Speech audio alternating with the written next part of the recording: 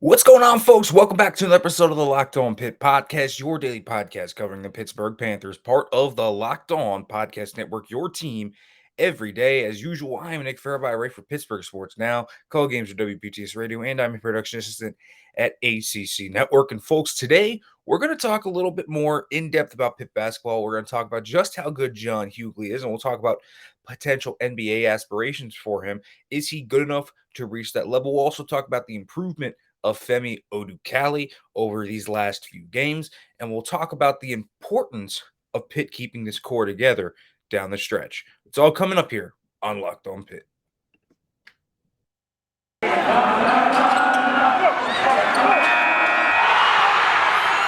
You are Locked On Pitt, your daily podcast on the Pittsburgh Panthers, part of the Locked On Podcast Network, your team every day.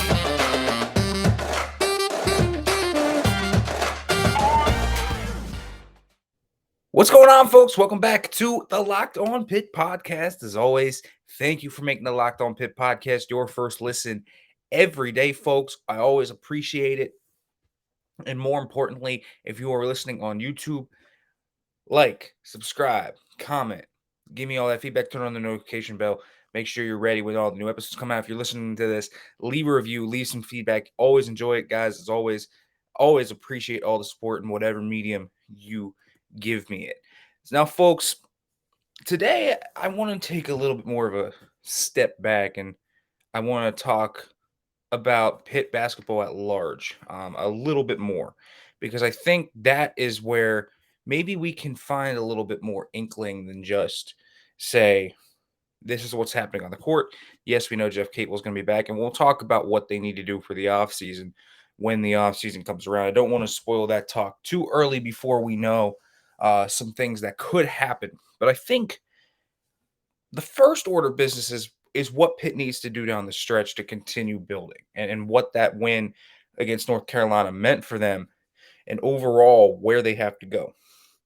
Well, let's keep it a buck first. They have a big game coming up tomorrow on Saturday against Georgia Tech. And that's the first order of business. And I think that this game for Jeff Capel and his squad is so pivotal. It's such a huge game for them because Pitt 100% needs to win this game. They need to continue to keep the momentum they had going into this game against North Carolina. And now that they have sustained through the game with the big win, they have to continue to move through it, right? And so Pitt right now is in a little bit of a limbo zone, if you will, because this is an area they haven't been at this year. This is kind of uncharted waters. And as we continue to go up, up, and up, this is going to be more and more uncharted waters. And so Pitt, as it stands right now, has to get this win because this is a winnable game for Pitt. Georgia Tech is not a good team in the slightest in the conference. They have been pretty pitiful overall. Most metrics are going to favor Pitt in this game. Pitt now has a chance to get 7 conference wins as well. That'd be the most under Jeff Capel. So this is a chance for Pitt to do things, to do a bigger thing. 3-11 in conference is Georgia Tech, and it's not a team that has particularly many great wins. They've got a few solid players, but it's not a team that you look at and you say is all that good. They played some teams tough. Notre Dame, they played tough. But there's been a lot of games where they have absolutely gotten clobbered. They're not outright terrible, but this is not a top-tier team either. I mean, they just lost by double digits to NC State. And so Pitt's going to have to sustain this momentum because the only thing bigger that would be just an absolutely huge just death knell and real deflator to this program after getting a real big win streak would be a loss to a Georgia Tech team that you can easily beat. And again, this is really the last team you look at and say that they can beat 100%. I think they have a chance against Miami, and they'll have a chance against Notre Dame too, because Notre Dame does play a lot of close games against a lot of teams. But they're not going to win the game against Duke. And so that's a guaranteed loss, essentially. Pitt just doesn't have the talent level to compete with Duke. But the difference is here, this is going to be, can you create actual buzz and momentum heading into your off season? And then what, obviously, can you do carrying into the ACC tournament? So this is a big game for Jeff Capel and his squad. They have to win this game because you need to create some buzz and some atmosphere around here to not only go on the portal and go into the potential late prep market as some guys like Noah Bachelor are decommitting, and potentially you're going after these late recruits that are kind of peeling off from other schools so they don't feel are good fits after a full year and they're trying to sign on late and it's going to be more and more competitive. You need something to sell them on. And I think Pitt's going to look to add a high school recruit, and you're going to need something to sell them on. And same with the transfer portal, right? You want to continue to showcase that this team is close, and you're losing Mo Gee, so you want to get a really good 4. You want to get another wing to supplement what Mo brought in 3 game because you're probably not going to get the same guy as Mo. He's just such a unique player. It's going to be really hard to replace what Mo Gee brought to Pitt. So when you have such a unique player to replace, you're going to have to sell team guys on multiple roles. And if you can showcase that it translated to wins and and you were peaking at the right time, I think that a lot of players will at least look at that as progress and say, "Hey, I could be that missing piece. I could be that link that this team needs to really take a boost up to the next level." And that's what Jeff Capel's going to have to do. But not only that, in this day and age where you are in an era of college basketball with so much movement from year to year in it and for players transferring out and moving, it is certainly not a bad thing that they're able to transfer and move around. I like it for these players, but also with coaches, you now have a different job. Not only do you have to recruit the players that you are going to need, and Pitt's going to have to recruit a few guys out of the portal. You'll probably have at least 3 spots open, maybe 4. But more importantly, you're going to have to recruit your guys back. And Pitt, and this is the crucial part, Pitt has to recruit Femi Odukale back, John Hugley back. They're going to have to recruit all these guys back that is part of their main core. And keeping together that main core is going to be really important for Pitt. Because they're going to, if you look at the backcourt with the 4 guys they have, Sabande, Horton, Odukale, and Burton, it's a pretty good backcourt. The front court is going to have Hughley, Collier, and then there's a little bit of other questions to fill in, and that's where your portal will come in, but you can't lose anyone significant. And that's going to be big. So if you are Jeff Capel, you have to recruit your guys back. And that's going to be big for Pitt. And this Georgia Tech game is going to be a big game in doing that. A loss to Georgia Tech could see another deflating kind of end of the season where Pitt goes on a 4-game losing streak into the ACC tournament, and that's not what you want. You want the win here, and you might go on a 3-game losing streak into the tournament anyways, just because it's such a tough schedule.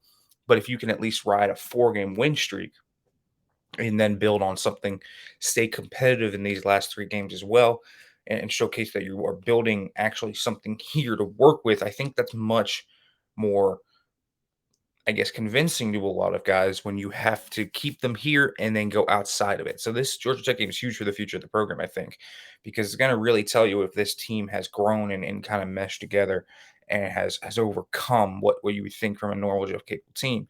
If this team wins this game and doesn't suffer a letdown after 3 really big wins and a really emotional win on the road at UNC, I think you can really start to put things together and really start to praise Jeff Capel. So they have to win this game. It's a must-win game as far as I'm concerned against Georgia Tech. And then the rest of the games, they'll probably have to win 1 or 2 in the ACC tournament. Seeding-wise, a win here is also big for them in terms of the seeding. Maybe they can get that 10 seed, and that would be big for them because if they get the 10 seed, they'll probably avoid Duke. So there's a lot of things that could happen. Pitt could actually advance 2 days into the ACC tournament, and you would love to see that. That would be really good for the Panthers if they can do that. But I want to now kind of break it down more into individual players. I want to talk a little bit about John Hugley and where he's at after this game against Armando Bacot and his stock and how much it's rising. But first, folks, let me let you know about Bet Online because football might be over for this season, but basketball is in full steam for both pro and college hoops. From all the latest odds, totals, player performance props to where the next fired coach is going to land, BetOnline.net is the number one spot for all your sports betting needs. BetOnline remains the best spot for all your sports scores, podcasts, and news this season. And it's not just basketball. BetOnline.net is your source for hockey, boxing, and UFC odds, right to the Olympic coverage and information. Neat. Head to the website today or use your mobile device to learn more about the trends and action. Bet online, where the game starts.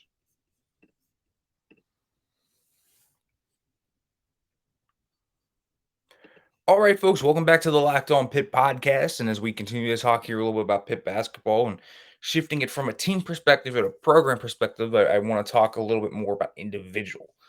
And in this one, I want to really highlight John Hugley and what he's started to really bring to the table.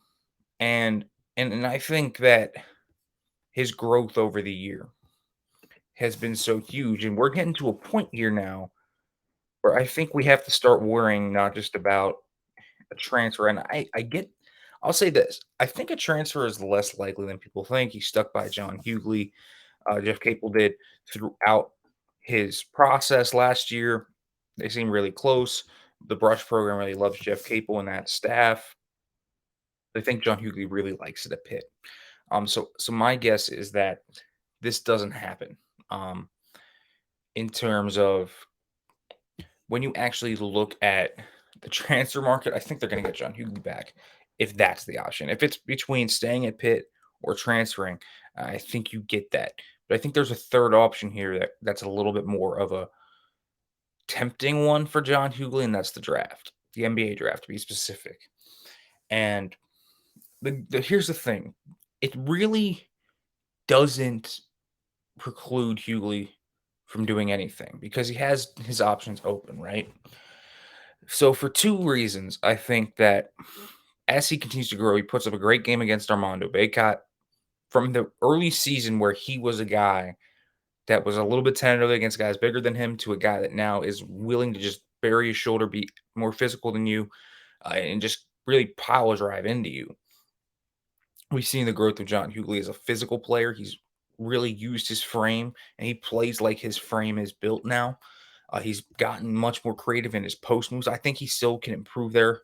I think a lot of his post moves are a little basic, but they're obviously effective. But when you talk about the next level, you're going to need to take your things to the next level.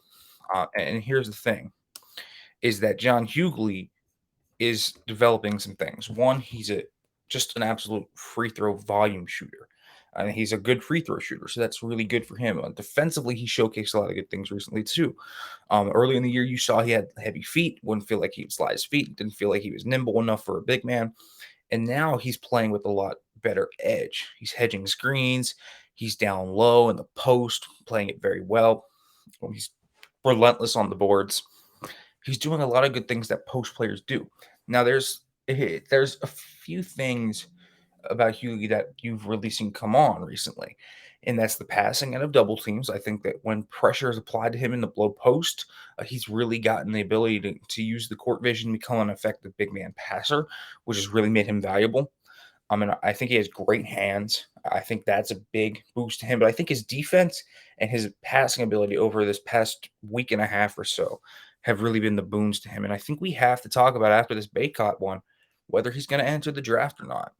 And I think it's a legitimate discussion here because John Hugley at this point is 100% playing at a high enough level to where if I were him, I'd be piquing my interest at that. Now, I'll say this. I don't necessarily think that Hugley's going to get drafted. I don't necessarily think he's going to be gone. But there's a few things about the draft that I think make a lot of sense for him. One, he doesn't actually have to leave Pitt.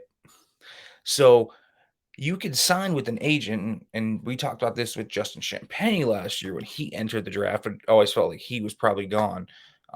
There were not much things that he could have gained. Justin Champagnie really just had to improve on a scale where he focused himself fully on basketball and focused on the three-point shot, focused on himself as a dribble driver and more in that area.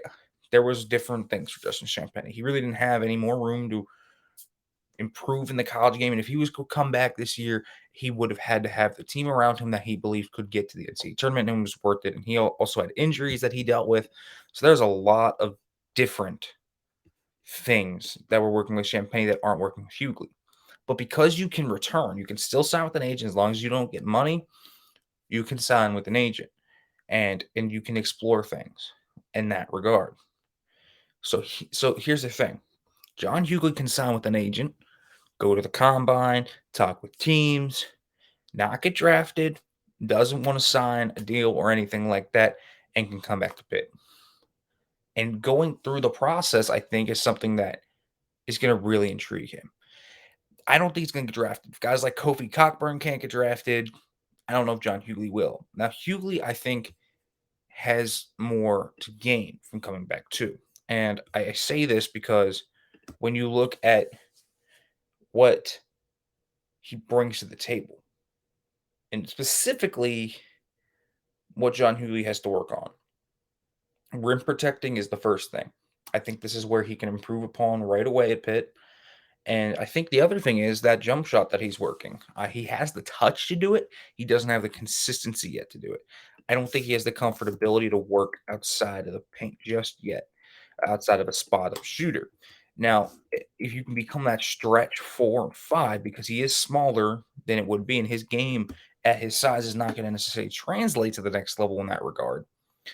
I think you're going to need to get that jump shot going, and he can improve on that here as well. So there's a few things he can 100% improve upon in Pitt. And so there's incentive for him to come back. And also, I think, he's developed over the year.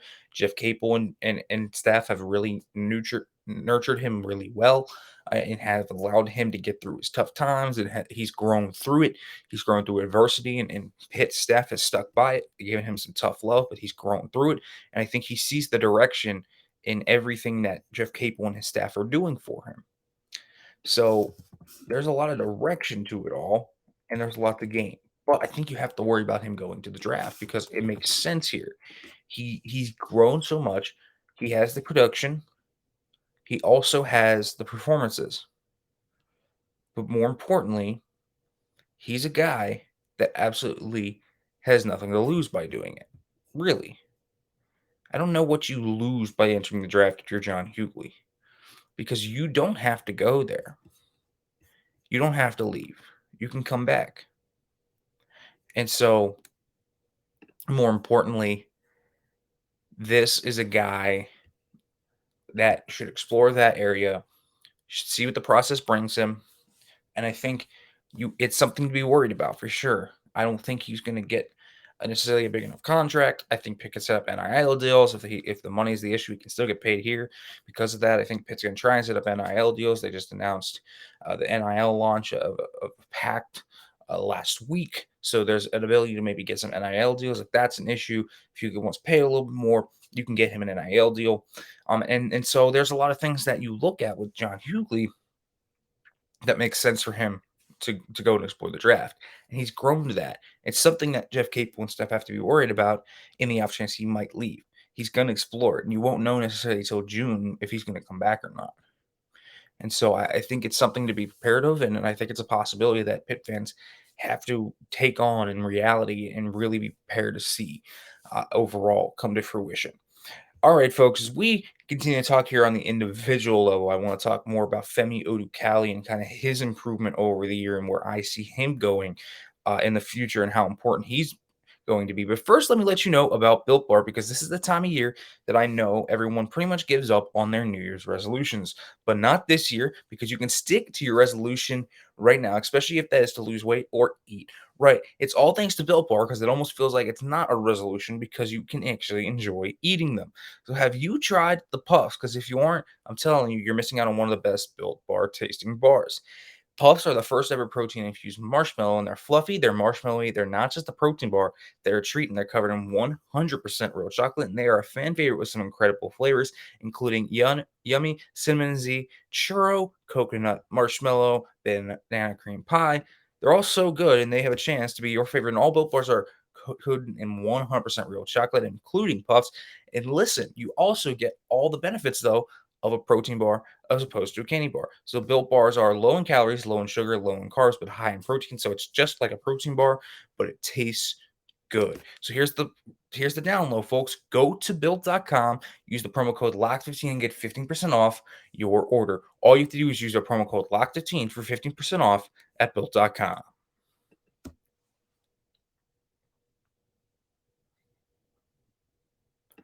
All right, folks, welcome back to the Locked On Pitt podcast as we continue talking here a little bit about Pitt men's basketball on an individual level. As in, we highlighted John Hugley, and now I kind of want to highlight Femi Odukale because the improvement that I've seen out of Femi Odukale has just been really fun. It really has been a ton of fun to watch this guy play at such a high level. And the improvement that you see out of him over the course of the year is really big. So where you stand right now with Femi Odukale is he's improving on multiple areas. And here's the thing. He was an old prep player. He's already 21. He's only a sophomore. And so Odukale is one of those older types of players that came out of high school. But just compare some stats of his from this year to last year, and you'll see a lot of improvement. Now, you won't see it in necessarily the field goal percentage. That's down a little bit. He's taking more volume shots. He's taking a lot of tougher shots. But here's the bigger thing.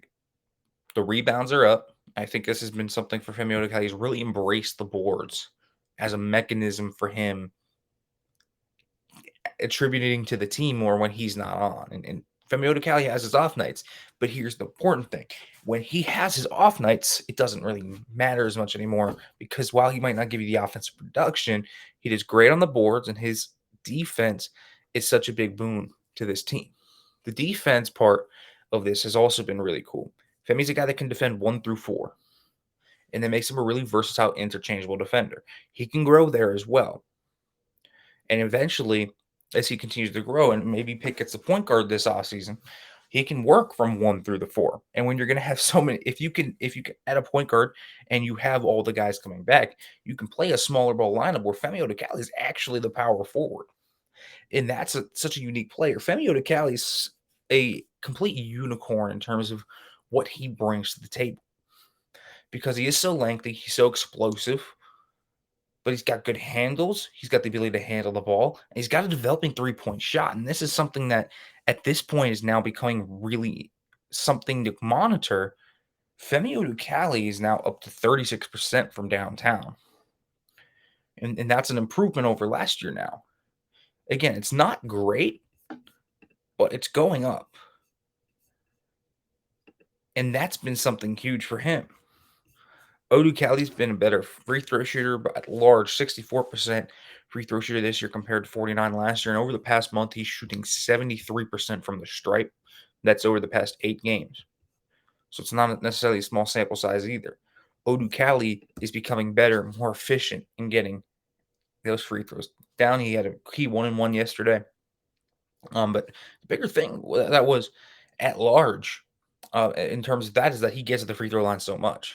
And so now becoming an actual high volume free throw shooter along with an efficient free throw shooter has been huge for him over the past few months, and it's been really big. And Femi Odukale as a whole, he's playing more minutes. The points are obviously up. Usage rates through the roof. The assists are up, and that's also been an area I thought is really good. Again, now I don't think Femi Odukale should be a primary ball handler, but I think he's a guy that can handle the ball. And that's the thing. He's got he kind of has to be a primary ball handler at this point because Pitt doesn't have that true point guard. But Femi Odukale is such a unique player in that regard, in that his vision is getting much better. He's starting to set up more and more guys. His ability to penetrate the lanes has always been good, and it's growing now. But his vision to kick it out, his vision to make the one-off pass is growing. He's growing as a player. In this overall development you've seen in Femi Odukale, Edgar felt like he hit kind of a road gap earlier in conference play, and now it's going up, up, up. This feels like something where Femi Odukale is really starting to round out himself into a really good player, and he has a really high ceiling. I think. I think the guy has the highest ceiling on the team when you look in terms of the core. What he could be, I think he could be phenomenal. And now that he has the ability to defend 1 through 4, and he's getting on the boards, and he's becoming a guy that can create better off the dribble drive, and not just with his right side, is also with his left side now. And now he's working to get better at the free throw line. He's got a propensity to shoot better from downtown. Like, and even when his offensive game isn't on, he can still have a really good game in other areas and really help you. And that's been the big thing. And because Femi Odukale is such a magnetic player in that regard, he's really actually been able to push a lot of things. And so Odukale, I thought, has really played well. And I'm seeing growth from him. And that's the most important thing. You want to see the growth from him. Odukale has been a guy that's going to work off guys like Horton. If they get a point guard, I think he'll be great with a point guard. There's certain things he'll need, and it's definitely that important. You have to look at it in that regard and say, okay, Pitt's going to need a point guard. They're going to need a guy like Horton. They're going to need some of these awful guys to take attention away from Odukale. And I think the initiation of Horton in the lineup has really helped Femi Odukale kind of become more productive and more open. It's opened lanes for him, it's helped him become better. And so I think Femi Odukale, if they get a real point guard next year, I think the sky's the limit for this guy. And again, he's one of those guys you really need to recruit back and need to retain, because I think his ceiling is so large, and what he can do playing 1 through 4, the length he provides, the rebounding ability, the improved ball handling ability that he's showcasing to at least create and then drive and pass it out. It's been huge for Pitt. It's something to really watch for this team moving forward. I think Femi Odukale is a guy that could be a really big shock turn for a rebuild if Jeff Capel to stay here and actually succeed.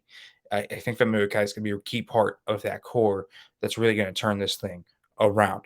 All right, folks. As always, thanks for listening to the Locked On Pitt podcast. We'll be back Monday, probably talking a lot about Pitt versus Georgia Tech, whatever that outcome may be. As always, thanks for listening. We end it off as always. Hail to Pitt.